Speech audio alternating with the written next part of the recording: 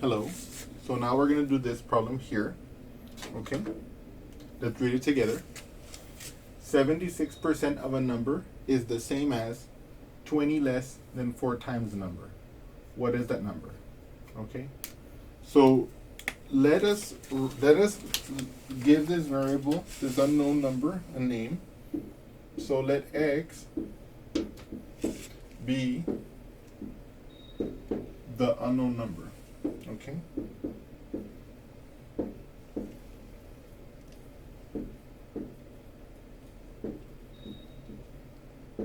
Okay.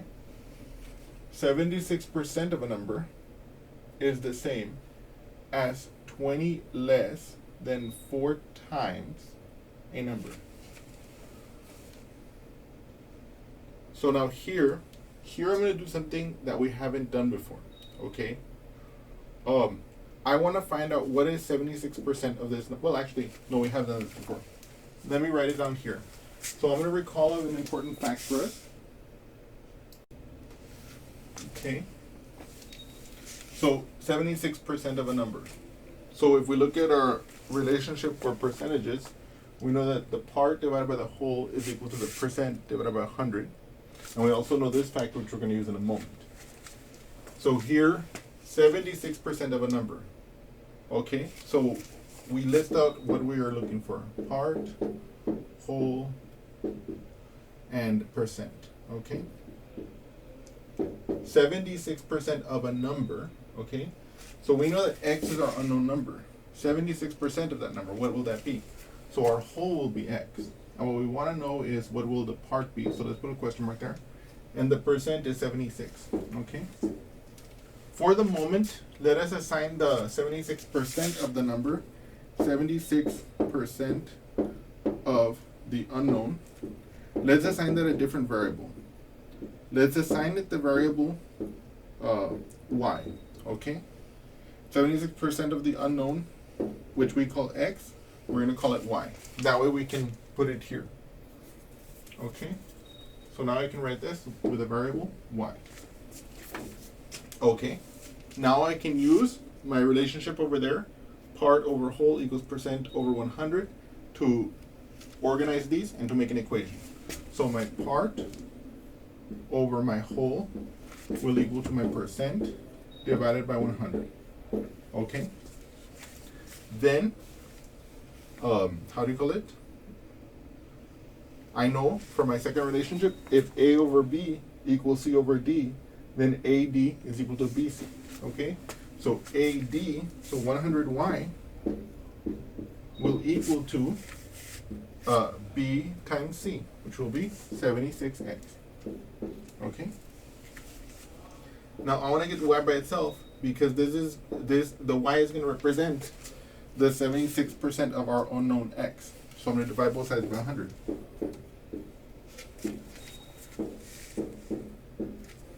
And I'm going to get y equals 76x over 100. Okay? I could also rewrite this as 76 over 100 times x. Okay? Okay. So I already know now, I don't have to use this y anymore. I know that 76% of the unknown is going to be 76 over 100 x. Okay? So in other words, I just used that variable y just as a placeholder until I got what I needed, which was my 76% of the unknown.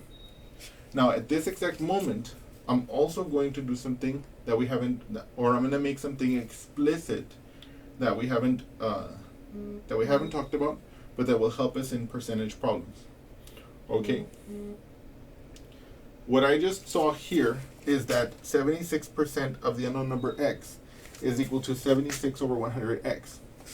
So let me show you something here. Okay. Okay. Now I know that I can write 76 over 100 as 0.76. Okay. And so if I want to find out, so what I just showed is that if I want to find out what is 76% of x, I can multiply it by 0.76x. In other words, like what I just showed here is that y equals 0.76x, okay? Okay, so let me show you a few little, so I'm gonna deviate a little bit from this problem to show you some examples. So let's say I wanna calculate, let's say 8% of some like bill, like let's say 132, right? How would I do that? Well, I know from what we just did that like let's say okay, let me set it up more or less formally. Part whole percent. So I want 8% of like 132. Let's say I'm at the store and I have 132 of goods and I want to figure out what the tax is going to be more or less. So my part would be the tax that I don't know. So let's call it Y temporarily. The whole would be the bill, 132. And what I want is I want 8% of that. So I could set that up in my relationship and I get part over whole is equal to percent over 100. If I multiply both sides by 32 here, you will see that y will be equal to 8 over 100 times 132. Or in other words, what is 8 over 100? It is 0.08 times 132, okay? And so what I just showed here is that if I wanted 8% of 132, I could just write 0.08 times 132. That's 8% of 132. Okay? And so we're gonna see more like uses of this later, but I just wanted to point out as a side note for now. Okay? So now let's continue with this problem. Okay? So when I saw 76% of a number, and I know that my unknown number is x, I could simply have said 0.76x is the 76% of that number. Okay? Okay, let's continue though. Let's solve this problem. So now what we want to know is, it's the same, 76% of a number is, okay, that's going to be equals, the same as 20 less than what? 20 less than 4 times the number. So I know that since our unknown number is x, I know that 4 times that number will be 4x. 20 less than that will be 4x minus 20. So I can see that the 20 less than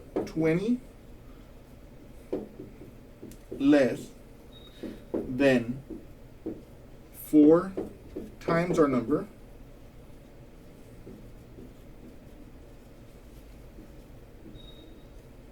what that is going to be 4x minus 20. Because it's 20 less than 4 times our number. Okay? So now we're going to set these equal to each other. Okay, so 76% of the number, or in other words, as I wrote down, 0.76x is going to be 20 less than 4 times the number, which is that. So that leads us to our equation. 4x minus 20 equals 0.76x. So now we're going to solve this equation. So what I'm going to do is I'm going to subtract the 0.76 to this side, okay? So minus 0.76x minus 0.76x. We'll be left with 0 on the other side. This negative 20 is not going to change, but now I need to calculate what this is going to be. So let me do that here. 4.00 minus 0.76. Well, I'm going to borrow from this. This is going to become 3. This is going to become 9. And this is going to become 10. Okay, because if I have 3.90 and I add 10, that'll be 4.0. So now 10 minus 6 will give me 4. 9 minus 7 will give me 2. And then 3 minus 0 is 3. So it'll be 3.24. And in case you have any doubts, you can always like add 3.24 plus 76 to see if you get the original 4. Okay, okay, so here 3.24x minus 20 equals 0. Okay, let me get rid of this calculation here. Okay, let's do this together. So I'm going to add the 20 to the other side. I'm going to add the 20 to the other side. And I'm getting 3.24x equals 20. So now what I'm going to do is I'm going to divide both sides by 3.24. Okay? So 3.24, 3.24, like this. X is going to equal 20 divided by 3.24. Okay? And so now we're going to have to do this division. I'm going to get rid of our setup here so I can make room for my division problem. Okay?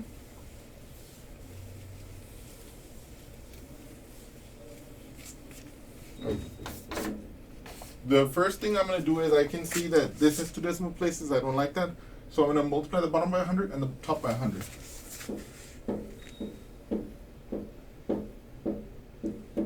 Because that's going to permit me to write it only in terms of whole numbers. And then, of course, here, since I multiply the top and bottom by 100, that's the same as multiplying by 1. And so the value of this fraction is the same as the value of this fraction. But now I'm going to put that fraction over here as what I'm going to do the division of. 324 goes into 2000. Okay? Now again, as I mentioned before, whenever you're going to do a division like this with more than one digit where you don't know the multiplication table ahead of time, you can make it on the side. Okay? So you only need to do the digits 1, 2, 3, 4, 5, 6, 7, 8, 9. And I know this might seem like it takes a long time, but the key thing here is that it'll allow you to prevent yourself from going backwards and forwards between multiplying and dividing when you're doing the division, and that'll help your division go a lot faster and smoother. Okay, so 1 times 324 is of course 324. I can add 324 again. That'll be 8, 4, 6. I can add 324 again. Let me see here. Let me do that here. 8 plus 4 is 12. So 8, 9, 10, 11, 12. I put down my 2, carry the 1. 1 plus 4 is 5. Plus 2 is 7. 6 plus 3 is 9. So this is 972.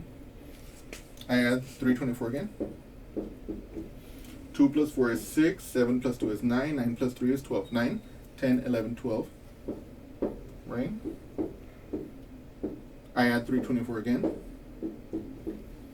4 plus 6 is 10. I bring down the 0, carry the 1. 1 plus 9 is 10, 11, 12. Bring down the 2, carry the 1. 1 plus 2 is 3, plus 3 is 6. Then I bring down the 1, 16, 20. I add 324 again. 0 plus 4 is 4. 2 plus 2 is 4. 6 plus 3 is 9. And then I bring down the 1, 1944. Okay. Then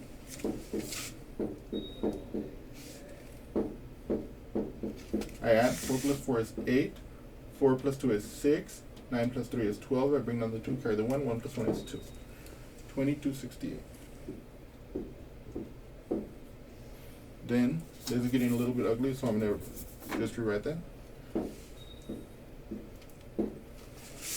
I'm going to add 324 to this. 8, 9, 10, 11, 12. So I bring down the 2, carry the 1. 1 plus 6 is 7, 8, 9. 2 plus 3 is 5. And then 2, 25, 92. And then I add 324 again. 2 plus 4 is 6. 9 plus 2 is 11. I bring down the 1, carry the 1. 1 plus 5 is 6. I add 3, 9. And then I bring down the 2. 2960. Okay. Once we've made our multiplication table, we can proceed to the long division. Okay? And again, if you had a calculator and you wanted to do this division in the calculator, that's perfectly okay. But I want to do this for you so you can see this, so you can remember how to do long division, and should the need require it, you can do it. And also so that you can see that these problems can be done by hand, and so that you guys can develop that confidence, Okay, so 324 cannot go into 2, cannot go into 20, cannot go into 200. So we ask, can it go into 2000? We can see that it goes in 6 times. 6 times 324 is 1944. Okay. So again, here we're going to do the same thing we did last time. Because there's multiple zeros, I'm going to borrow from this one. This is going to become a 1. And then this is going to become 9, 9, and then 10. Because if I have 1,990 plus 10, I get 2,000. 10 minus 4, that's 6. 9 minus 4, 5. 9 minus 9, 0. 1 minus 1, 0. So here I could stop and I could say, aha, this is going to be 6 and 56 over 324. And of course I could simplify the 56 over 324. Let's do that here. 56 over 324. Let's divide the top and bottom by 2. 2 goes into 56 28 times. Okay, I'll do that here for you. Look, 2 into 56. 2 goes into 5 twice. 2 times 2 is 4. 5 minus 4 is 1. Bring down the 6. 2 goes into 6. 16. 8 times. 8 times 2 is 16. And you can see that there's no remainder there. And then 2 goes into 324. Let's do that together.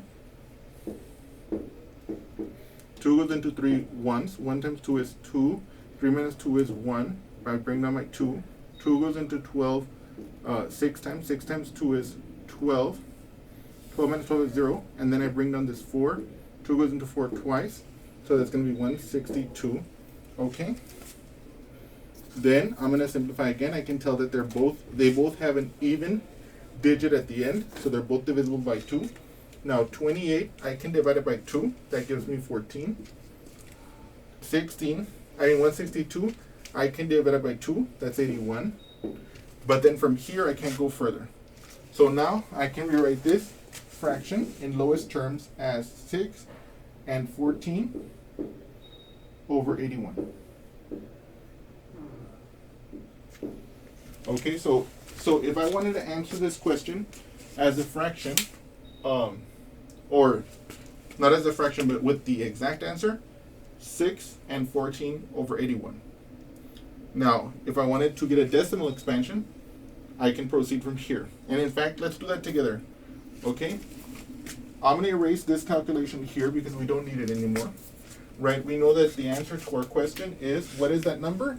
That number is x equals 6 and 14 over 81. Okay? Okay. Now, let's just continue this division a little bit so we can see.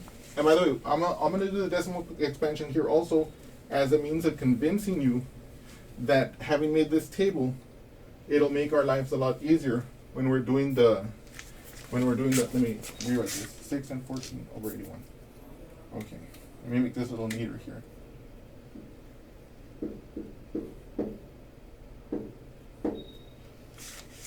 I want to show you that having made this table, the decimal expansion will be much quicker to draw out. So 6, I'm going to add my decimal place because there was nothing to drop here, that's why we stopped, right?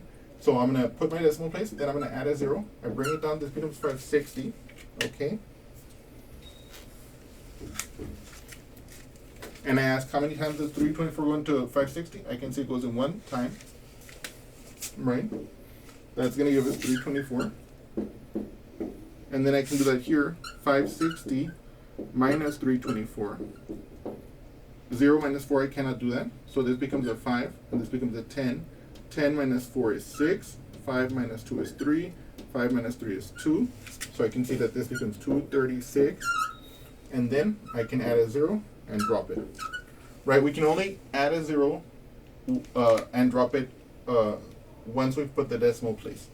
Okay, I asked how many times does 324 go into 2360? 7 times. 7 times 324 is going to be 2268. Then I'm going to subtract this. Okay. So by the way, the point I'm trying to make here is not, it's that having made this table, the long division is going to feel much more easy to do because I don't have to focus on finding out how many times 324 goes in. So 2360, for example, minus 2268. Well, Can I take away 8 from 0? No, I cannot. So I'm going to borrow from this 60. I'm going to make it a 50, and this is going to become 10. 10 minus 8, that's 2. Can I take away 6 from 5? I cannot. So I'm going to borrow from this 3, that's going to become a 2, that's going to become a 15. Can I take away 6 from 15? Yes, I get 9. Can I take away 2 from this 2? Yes, that gives me 0. Can I take away 2 from 2? That gives me 0. So I have 92 here. So this becomes 92. I fix a 0, drop it. This becomes 920. I ask how many times does 324 go into 920? I can see that it's twice. That gives us 2 times 324 gives us 648. Right? So 2 times 324 gives us 648 from our table. Right? I subtract these. Okay. I'll just do a couple more digits, okay? Okay. So 920 minus 648 is equal to 0 minus 8. I can't do that. So I borrow from here. This becomes a 1, and this becomes a 10. 10 minus 8, that's 2. Can I take away 4 from 1? I cannot.